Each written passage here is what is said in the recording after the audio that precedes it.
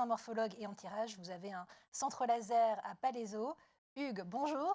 Bonjour. C'est toujours un plaisir de retrouver les mêmes visages d'année en année. Vous êtes dermatologue et vénérologue au centre médical Saint-Jean à Arras. Diala, qu'est-ce qui freine le plus l'usage de l'intelligence artificielle au quotidien dans un cabinet aujourd'hui? Alors, après toutes les présentations que nous avons eues tout à l'heure, je pense que le workflow, donc si vous dites au médecin ça va vous prendre 15 minutes supplémentaires, Juliana ne va pas le faire par exemple.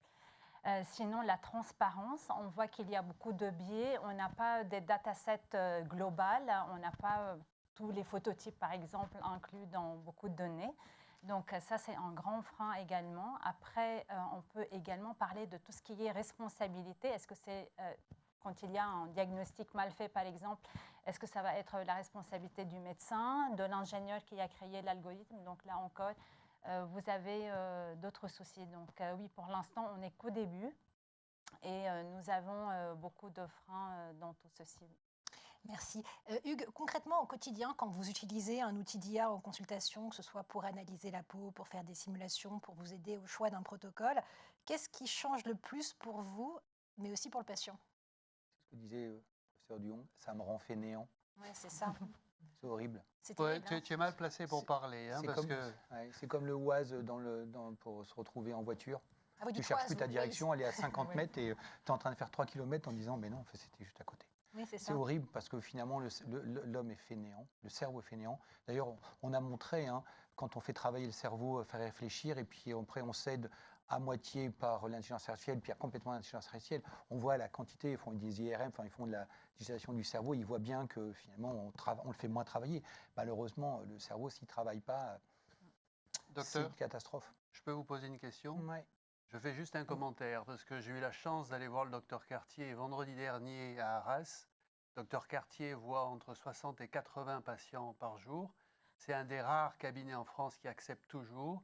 Donc ne le croyez pas tellement s'il dit qu'il est feignant, mais je comprends le contexte. Non, mais il faut rajouter l'hôpital, la prison et puis l'IMCAS, hein, puisque je suis directeur de l'IMCAS. Mais deuxième chose, ce qui fait peur aussi, c'est que finalement, nous, on se voit comme des médecins qui travaillons tous là. Bon, je pense qu'il n'y a pas de fainéants ici, si on ne serait pas ici en train de boire un coup dehors là. C'est de se dire, que vont faire nos jeunes s'ils n'ont pas leur gamme? Parce que l'intelligence artificielle, moi j'ai fait mes gammes. Bon, 60 piges, je sais conduire. Okay, si quelqu'un, tu prends un jeune, tu lui dis, mais c'est l'intelligence artificielle, il ne va pas chercher à se faire mal à son petit cerveau. D'accord? Et ça, c'est l'entraînement de tous les jours. Et donc, et si on doit faire ses gammes, même un musicien de haute voltige, il doit faire ses gammes. C'est pénible de faire ses gammes. Ben, en médecine, c'est pareil. Si tu coupes ça et tu fais l'intelligence artificielle qui te va te faire des choses simples, les gammes, même pas, je te demande même pas le diagnostic, le truc improbable du fin fond des Caraïbes. Ok, mais j'ai une bonne idée pour toi, Liane, après. Et en fait, l'intelligence artificielle va t'aider, tu verras pourquoi. Eh bien, à ce moment-là, on perd ces gammes. Et ces jeunes qu'on voit, parce que maintenant, je suis MSU, je suis maître de stage universitaire. Ça fait 30 ans que je reçois des jeunes qui n'osent pas le dire au patron parce qu'ils ne les laissent pas sortir de leur service, et ils viennent chez nous apprendre. Parce que je suis désolé, la médecine praticienne, on ne fait pas que des professeurs de haute voltige, on fait aussi des dermatos, entre guillemets, généralistes, praticiens, qui pratiquent. Et là, on les a. Donc, et là, je suis effaré, parce qu'en fait, ils ont oublié un truc, c'est le côté pragmatique. Et le truc de réfléchir d'abord par toi-même ce que tu vas faire. Et ça, ça s'appelle les gammes, et j'ai peur que l'IA ne nous aide pas pour ça. Mais maintenant, va nous aider pour plein de choses. Liliana était perdue dans les Caraïbes. Moi, j'ai fait de la médecine tropicale, je suis parti en Guyane, je n'ai pas peur de voir des peaux noires. On disait des peaux noires. Mais des peaux de toutes les couleurs. Et puis, ça fait tilt quand on dit, bah, voilà, je fais le Moyen-Orient, je fais etc., un bouton d'Orient, tout ça, ça peut te parler. Si tu es un jeune qui n'a pas fait ses gammes, il n'aura pas la culture générale. Mais tu vas demander à ChatGPT de repérer à ta patiente toutes les photos qu'elle a mises sur Instagram, Facebook, machin, etc. Oh, puis tu vas avoir des photos à l'autre bout du monde. Ah, mais en fait, l'intelligence artificielle est en train de me dire que vous avez passé un mois aux Barbades et que vous êtes blessé sur des rochers ou je sais pas quoi et vous m'avez ramené une tuberculose cutanée. Ouais, et ben là, elle va être scotchée, ta patiente. Ah bon? Et là, tu deviens intrusif dans sa vie personnelle parce que c'est elle qui la met sur son site. Tout à l'heure, tu disais, c'est hyper intéressant. Tu mets un article, tu le mets sur ChatGPT. Demain, il est passé pour tout le monde. Et finalement, tu n'as aucune garantie. Moi, je suis sur ChatGPT et Perplexity. Perplexity, c'est impressionnant. Impressionnant. Tu dis, alors ChatGPT, il a eu de la bonne école, parce qu'il a été formé par Yann Lecum, qui n'est quand même pas le dernier des nés. D'ailleurs, je suis content parce que Yann Lecum, il revient en France, il crée sa start-up en France. Génial, on va enfin pouvoir l'inviter à l'IMCAS. Ça sera plus facile. Alors, j'ai un truc aussi qui est assez marrant à dire. J'écoutais Sam Altman qui disait moi, je ne fais pas confiance pour la santé à l'intelligence artificielle. Il le disait ça il y a encore quelques mois. Alors peut-être que ça va changer. Puis il y a un truc qui m'a fait quand même mourir de rire, mais il faut quand même qu'on invite. Enfin, je ne sais pas, la SFD doit faire un effort. Vous savez quel est le métier de sa mère? Dermatologue. C'est amusant. Non, je suis mort de rire. Il faut C'est l'inviter, quoi. Il faut inviter sa mère et lui. Tu invites On d'abord va la inviter, mère. on va inviter sa mère et La lui. mère, tu as peut-être une chance d'avoir Sam Altman qui vient. Il vient souvent à Paris. Il est venu ici, ou je ne sais plus, il y a 2-3 ans. Ce sera Ici. des invitations Ok, en je vais te famille. dire, voilà, la SFD doit faire un petit effort, sinon on l'invitera, Limcas payera le billet si vraiment vous n'avez pas de sous. Mais voilà, je trouve que c'est assez marrant de voir que le mec qui a inventé, qui est en train de bouleverser notre environnement, sa mère est dermatologue. Je veux dire, on pleure pour les dermatologues. Là, on a vraiment la liaison entre l'intelligence artificielle et quelqu'un qui a, je pense que j'imagine l'âge de la mère de Sam Altman, qui a fait de la médecine traditionnelle. Voilà. Je revenais sur les sous-types, phototypes. C'est intéressant parce que nous, on fait aussi beaucoup d'études cliniques pour les fillers, les injectables, etc. Et en fait, dans les corps de patients qu'on nous demande d'inclure, et ça se voit dans toutes les études cliniques, on a très peu de sous-phototypes de peau noire, de peau. Voilà. Et c'est vrai que je me souviens d'avoir fait une étude sur les alopécies des cheveux, et en fait, ils venaient en Europe parce que en fait, l'étude avait été commencée au Japon, ou je ne sais plus, en Corée. Ils avaient tous les cheveux noirs, le même phototype. Ils voulaient avoir une diversité. Donc, ils voulaient avoir des caucasiens, ils voulaient, etc. Et nous, on voit bien les études cliniques qui sont faites aux États-Unis. Les peaux noires sont très peu représentées pour les injections d'acide hyaluronique, pour la toxine botulique, etc. D'abord parce que les photos, c'est pas facile à prendre pour voir les mouvements, etc. Et c'est là où l'intelligence artificielle va aller nous chercher, c'est l'imagerie médicale, traduction des photos, tout ça. Bon, j'anticipe peut-être vos futures Absolument, questions. on va y revenir dans quelques instants. Je voulais qu'on revienne avec vous, docteur Eckel, sur la personnalisation et sur l'esthétique de précision. Les modèles prédictifs d'IA aujourd'hui, ils peuvent anticiper la réponse aux inducteurs tissulaires ou au laser. Est-ce que vous voyez bientôt une standardisation de ces modèles ou est-ce qu'ils vont rester, selon vous, propres à chaque plateforme? Alors, à l'ordre du jour, c'est bien sûr propre à chaque plateforme, mais peut-être dans le futur, j'espère proche, on va avoir une meilleure standardisation, globalisation de ces données. Justement, nous avons plusieurs startups avec nous. Il faut que tout le monde collabore ensemble avec les médecins. Il faut qu'on fasse partie tous de cette stakeholder taxonomy. C'est ce qu'on disait tout à l'heure. Et les médecins doivent y être pour apporter toujours cette expertise médicale et d'avoir notre œil critique par rapport à ça. Mais oui, à l'ordre du jour, tout est séparé et chaque plateforme a vraiment ses data et ses algorithmes appropriés. Je le disais tout à l'heure, vous avez un cabinet à Palaiseau. En injectable, comment l'intelligence artificielle vous aide au quotidien pour votre pratique à évaluer les volumes, à évaluer les zones à risque, le plan de répartition du produit? Comment vous vous en servez pour ça?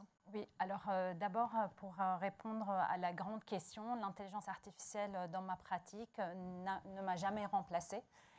C'est toujours un assistant intelligent. Pour l'instant, il n'est pas très intelligent encore parce que les applications sont encore très primitives.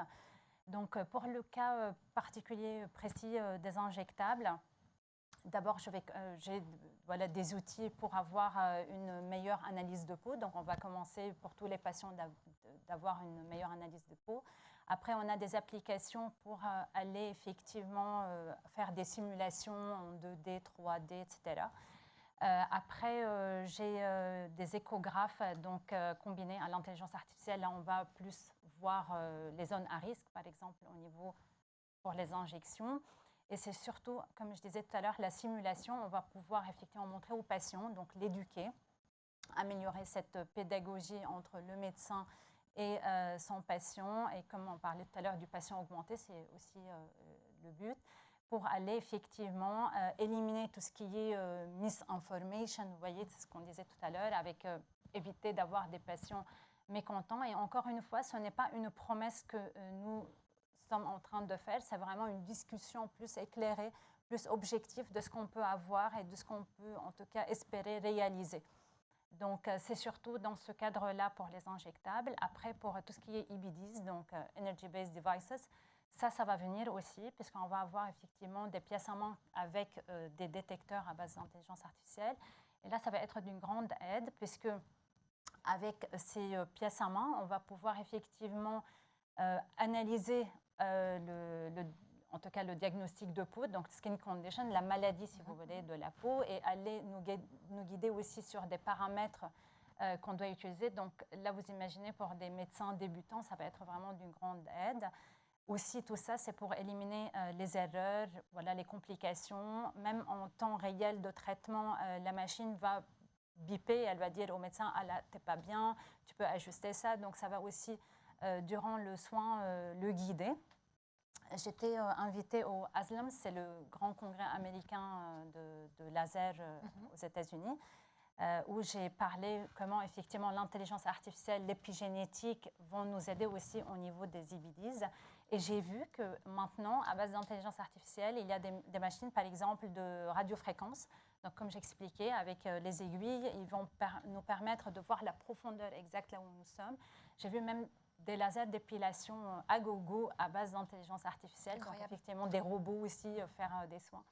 Donc, c'était vraiment très intéressant. Donc, comme je vous disais, c'est pas vraiment intégré dans nos pratiques, mais ça va venir. Et tout ce que nous avons actuellement comme application, c'est vraiment très primitif encore. Donc, on a besoin d'affiner. Je vais vous inviter à réagir, Hugues, mais justement par rapport à ce que vous disiez à l'instant, vous disiez, ce que disait tout à l'heure d'ailleurs Tuan, c'est que l'intelligence artificielle ne vous remplace pas. Elle montrait ces 3 photos, le médecin est toujours là. Et justement, l'idée, c'était qu'on approfondisse avec vous, docteur Cartier, l'intérêt de l'IA pour le diagnostic, pour comprendre comment est-ce qu'on passe de la subjectivité à l'objectivité et quelle est la principale limite du diagnostic visuel traditionnel que finalement l'IA va permettre de dépasser. J'ai pris une photo là, de Diala et moi tout à l'heure, puis j'ai demandé à Perplexité et ChatGPT de me faire un diagnostic vieillissement. Qu'est-ce qu'il faudrait corriger? Alors moi, je suis mort, mais il le dit avec beaucoup d'empathie. Enfin, c'est très sympa parce qu'il me connaît, parce que vous savez qu'ils apprennent à nous connaître. Ouais, donc en fait, c'est génial. Il dit, bon, je vais être gentil avec toi, mais bon, t'es vraiment pas le frère de Diala, d'accord? Il y a tout à refaire. Et non, mais enfin, il le dit de façon assez élégante, en fait. Alors pour un débutant, qui ne fait pas d'esthétique. Voilà, on demande à un professeur Diong, qui est nul en esthétique, d'aller, bon, demain, je me fais du Botox. Je ne sais pas faire. Mais je vais peut-être demander, je vais apprendre comme ça. Et donc, elle va apprendre, puis elle va apprendre, comme c'est une femme intelligente, elle va apprendre, puis à la fin, elle va faire son propre diagnostic. Donc, ça nous aide aussi dans l'autre sens, qui est intéressant. Moi, qui suis un vieux grigou, je dis, je ne suis pas sûr. Et puis, les patients, ils ne viennent pas pour un intelligence artificielle, puisqu'ils sont déjà venus. Tu disais tout à l'heure avec ton patient que tu as un diagnostic, mais moi, ils l'ont déjà fait. Et moi, je vais être le filtre. Je veux gommer avec ma petite gomme, je vais enlever ça, ça, ça. Et d'ailleurs, on voit bien, ça fait déjà 10 ans qu'on fait des logiciels photos où on t'explique qu'en façon, en bas, c'est marqué, il y a un petit alinéa, attention, c'est une photo non contractuelle qui ne permet pas d'objectiver le résultat. C'est-à-dire qu'il faut aussi qu'on se prémunisse d'un problème de règle simple, c'est qu'on doit avoir une information qui est claire et loyale, ça c'est un peu le serment d'Hippocrate, si on ne l'oublie pas trop, pas hypocrite, mais Hippocrate. Puis deuxième chose, se préserver des assurances professionnelles. Je vous rappelle que la loi bioéthique de 2021 nous explique qu'on doit obligatoirement annoncer aux patients qu'on va utiliser l'intelligence artificielle pour utiliser nos diagnostics. Donc ça, c'est hyper important. Donc là, Diala, il n'y a rien à faire, parce que vous avez vu, elle est solaire, et moi, alors là, la coupe de cheveux, la greffe, tout, la totale, les oreilles en pointe, c'est horrible, mais en même temps... Il dit toujours ça très gentiment. Hein. Ouais, mais avec beaucoup de classe, et en même temps, il a raison. Ben, je me connais, je sais bien que ce qui est nécessaire. Mais j'ai aussi un truc, c'est qu'en fait, je m'en fous. C'est ça la différence. C'est qu'il y a une patientèle, et aujourd'hui, on voit une patientèle extrêmement jeune. Je pense qu'on est tous concernés, on est tous un peu affolés par ces jeunes là, qui veulent être influenceuses, et faites-moi une grosse bouche, docteur. Alors je lui dis, vous savez, dans le bassin lensois, influenceur, ça va pas être facile. Il va falloir augmenter un petit peu le truc, parce que là, c'est pas fait, on n'est pas encore à Dubaï, et c'est pas une grosse bouche, même si harmoniquement, le ChatGPT a dit, bah, faites-moi une grosse bouche. Après, ça veut rien dire. Faire une grosse bouche, mais il faut qu'il y ait une espèce d'harmonie. Mais en fait, les gens aujourd'hui, ils s'en foutent. Moi, il y en a qui me disent, moi, je veux faire des grosses pommettes. Je dis, mais ça va pas avec le reste, vous avez une tête de Mickey. Ben oui, mais c'est ce que je veux. Ah, je veux une voiture jaune. Tu refuses, tu acceptes. Tu refuses, tu acceptes. Si tu le fais pas, c'est pas grave. Tu as une fake injecteur qui va te le faire à ta place. Où est la limite? Tout à l'heure, Mathieu disait, faut-il qu'on soit sur les sites Internet? Dans le monde de l'esthétique, il va falloir qu'on se fasse violence, parce qu'il y a quand même tellement de désinformation et de trucs complètement faux, de désinformation avec n'importe quoi. Là, le masque de photobiomodulation. Bon. Je rajeunis. Excusez-moi, je mets une crème solaire, je vais dehors, j'enlève les UV, j'enlève les infrarouges, donc j'ai que le spectre de la lumière du visible, donc je vais donc rajeunir.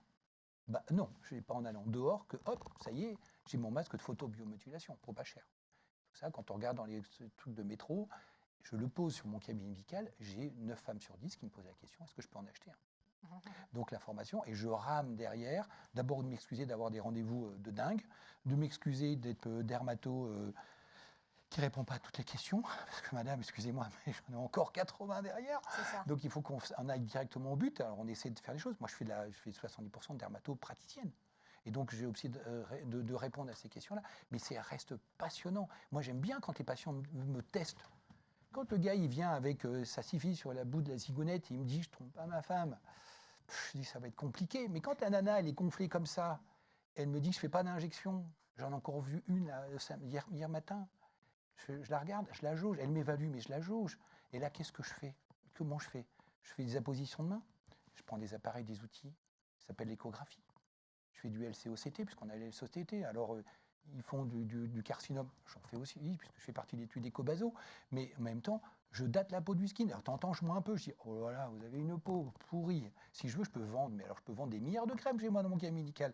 Ils ne voient pas. Ils voient simplement que la technologie, la technicité. Par contre, l'échographie va me dire qu'il y a plein de choses, vous, madame. Je suis désolé, mais je crois qu'on va s'arrêter d'injecter. Il faut le dire aussi, comme ChatGPT avec beaucoup d'empathie.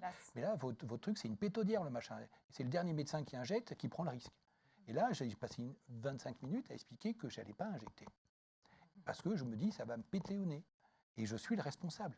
Donc, en tant que médecin. Et donc, c'est intéressant parce que cette machine, elle va nous donner l'échographie cutanée, c'est super. En tant que dermato, je l'utilise tous les jours, mais aussi pour le diagnostic, effectivement, le check, les risques vasculaires, faire l'état des lieux, tout ça, c'est passionnant. Ça rejoint un peu ce que disait Juliana tout à l'heure, quand elle parlait de la façon dont les patients évoluent et avec effectivement des normes qui n'ont plus rien à voir en termes de beauté, avec des balais brosses, effectivement, à la place des cils, des bouches, voilà, avec des attentes de ce patients. qu'ils ont besoin, on est passé dans un table dans l'imagerie médicale. Et on a une très belle démonstration. Mon premier outil, moi, c'est le dermoscope. Bon, le dermoscope, le problème, c'est que ça donne une vision 2 dimensions. Alors, je n'ai pas la profondeur, je n'ai pas la 3e dimension que je peux avoir avec... en plus, moi, je n'ai pas l'intelligence artificielle dans le LCCT parce qu'on a considéré qu'on devait faire travailler notre cerveau, donc on ne nous l'a pas mis. C'est injuste, mais c'est comme ça. Mais ça nous fait travailler notre cerveau. Je suis désolée, je vais passer à Diala parce qu'on est assez minuté en termes de timing et je dois faire jouer ma casquette de timekeeper. Diala, on va poursuivre, si vous le voulez bien, sur le sujet de la simulation esthétique et des jumeaux numériques. Il en a été largement question ce matin avec le professeur Alassonnière. Vous aussi, vous avez beaucoup publié sur l'arrivée des jumeaux numériques en esthétique. Quels sont les éléments concrets qui permettent déjà de créer ce double virtuel et lesquels manquent encore pour que ce soit vraiment prédictif? Alors, pour l'instant, nous avons des jumeaux géométriques et pas vraiment complets, puisqu'il nous manque tout ce qui est biologie. Donc, on n'a pas la biologie du patient. On n'a pas aussi intégré tout ce qui est dynamique, cette translation, si vous voulez, avec nos systèmes en fonctionnement. Et nous n'avons pas encore aussi intégré toutes ces data longitudinales, si vous voulez. Donc, pour l'instant, encore une fois, nous sommes au début. Alors, qu'est-ce que nous avons? On a tout ce qui est photo. On a aussi beaucoup de caractéristiques de la peau, comme j'ai dit tout à l'heure. Mais voilà, encore, on est au début de ce chemin-là. Diala, j'avais juste une question. La manière dont tu définis, si j'entends bien, c'est que tu estimes qu'on est encore dans le domaine de la dermatologie esthétique dans des modèles primitifs. Oui. Est-ce que ça veut dire que les industriels n'y sont pas encore, étant donné que leur business au total est un business facile, hein, on dit que le marché de la dermatologie esthétique est en croissance, mais voilà, parce qu'il y a de la demande, ou c'est parce qu'il y a un problème des industriels à s'engager dans ces outils, ces applications? Alors, les deux. Au début, je pense que c'était, voilà, ils avaient du mal à arriver dans ce domaine, mais et voilà, c'est pour ça aussi le SDS est là, puisque effectivement aussi c'est pour accompagner ces industriels à aborder ce chemin. Mais je peux te garantir, ils sont tous maintenant dedans et ils ont bien compris voilà, l'enjeu et que c'est une fatalité en fait. Avec le risque que je vois, c'est que la majeure partie de ces industriels viennent du dispositif médical et non pas du médicament. Le seul, c'est le Botox. Et on sait bien que la culture des gens du dispositif médicaux ne sont pas des gens qui vont faire des données et de la démonstration qui est forte. Donc, sur quelle base vont être élaborés tous ces algorithmes? Ça, j'ai un peu de doute. Mais bon, on ferme la parenthèse. Mais ils arrivent. Okay. Ils arrivent, parce qu'ils ont compris l'importance de tout ça, comme on a dit tout à l'heure, depuis en tout cas le début, et que nous n'avons plus le choix de dire non, je suis encore méfiant. Okay. Je vais vous inviter à faire le même exercice de projection pour la première séquence de ce Skin on Digital Summit concernant votre vision du futur. Autrement dit, si vous deviez imaginer l'un et l'autre la dermatologie esthétique en 2030 avec l'intelligence artificielle, quel changement concret aura, selon vous, le plus amélioré la vie de vos patients? Donc, pour moi, je rêve d'avoir une médecine déjà précise, comme on a dit, personnalisée, prédictive, préventive également, qui nous amène vers une ère de longévité extraordinaire. Merci Hugues. Moi, je pense que le robot omniscient, il n'existe pas encore, hein. Je pense que clairement, que la place du médecin, elle est indubitablement présente pour aider au diagnostic. Je veux dire, le diagnostic doit être fait par un médecin, doit être validé par un médecin, même si le bas des gammes pourrait être le fait. Mais je pense qu'aujourd'hui, ça nous rattache. On est passé d'une médecine hyper technique, hyper technologique, où tu vois même pas le médecin, tu as un diagnostic et puis voilà, tu es perdu, le patient est perdu. Là, on va peut-être passer plus de temps avec ce patient. On va rapporter finalement une médecine qui est... Enfin, la médecine, c'est une science sociale. C'est d'abord les rapports humains qu'on a.